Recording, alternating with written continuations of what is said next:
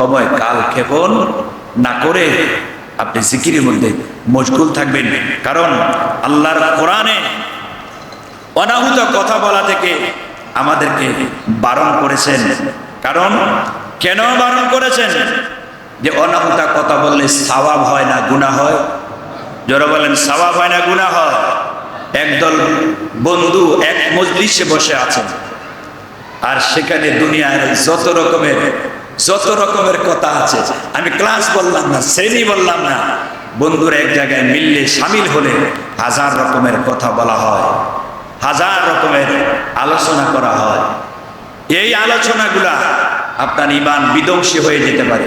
এই আলোচনাগুলা আপনার এমন শব্দ বের হয়ে যেতে, যেই শব্দটা দ্বারা কুফরি লাজেম হয়ে যায়, আপনার ঈমান নিয়ে টানা হেঁচড়া শুরু হবে। এই জন্য একটু হিসাব কিতাব করে যেন সর্ব জায়গাতে সর্ব অবস্থায় আমরা যেন কথা বলতে পারি। কারণ জ্ঞানী যারা, বুদ্ধিমান যারা, তারা দুটা জায়গায় সতর্ক থাকে। দুটা জায়গায় তারা সতর্ক থাকে। সেটা হলো তারা চোখ কান খোলা রাখে। কি রাখে? চোখ কান খোলা রাখে। তারা চোখ কান খোলা রাখে এবং তারা মুখের মধ্যে তালা মেরে রাখে। জোরে বলেন সুবহানাল্লাহ। মুখের মধ্যে তালা মারার অর্থ কি? বেহুদা বিনা প্রয়োজনে তারা কি বলে না, কথা বলে না। কারণ কথার দ্বারা মানুষ আপনার কাছে আসবে, কথার দ্বারা মানুষ আপনার থেকে দূরে চলে যাবে। কথার এমন অ্যাকশন, কথার এমন রিয়াকশন, আর এটার অ্যাকশন, এটা যেমন অ্যাকশন আছে রিয়াকশনও আছে। ওষুধ খাইলে যেমন অ্যাকশন হয় তেমন রিয়াকশনও হয়। বেশি খাইলে যেমন ক্ষতি হয়, কম খাইলেও আবার ক্ষতি হয়, না বেশি না কম। এই জন্য কথা বললে আপনার মানুষ কাছে আসবে, আবার কথা শুনলে আপনার থেকে মানুষ অনেক দূরে চলে যাবে। এই জন্য আল্লাহ রাব্বুল আলামিন যেন আমরা কথা বলার ক্ষমতা আল্লাহ দিয়েছে, এটা আল্লাহর দরবারে আমরা শুকরিয়া আদায় করেন যে আমরা কথা বলতে পারি। আর যারা কথা বলতে পারে না তাদের চাইতে কি আমরা ভালো না খারাপ? জোরে বলেন না, ভালো না খারাপ? যাদেরকে আমরা কি বলি? বোবা বলি না? কি বলি?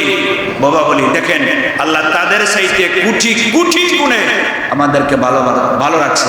আমরা আল্লাহকেও ডাকতে পারি, কোরআন তেলাওয়াত করতে পারি, জিকির করতে পারি, বন্দিগি করতে পারি, পৃথিবীর সব ভাষা বুঝি, সব মানুষের সাথে আমরা আলাপচারিতা করতে পারি। কিন্তু যে ভাষা বলতে পারে না, তার হৃদয়ে কষ্ট আছে কি নাই? আছে, এত বেশি আছে যেটা সে বলতে পারে না। আমরা বুঝি তার বেদনটা কত, তার চাইতে বেশি বুঝে ওই লোকটা যে কথা বলতে পারে না। এই জন্য আল্লাহ যে আমাদেরকে কথা বলার জন্য ক্ষমতা দিয়েছে, শুকরিয়া আদায় করে শেষবারের মতো একবার বলেন আলহামদুলিল্লাহ। আরো একবার বলেন আলহামদুলিল্লাহ। আরো একবার জোরে বলেন আলহামদুলিল্লাহ।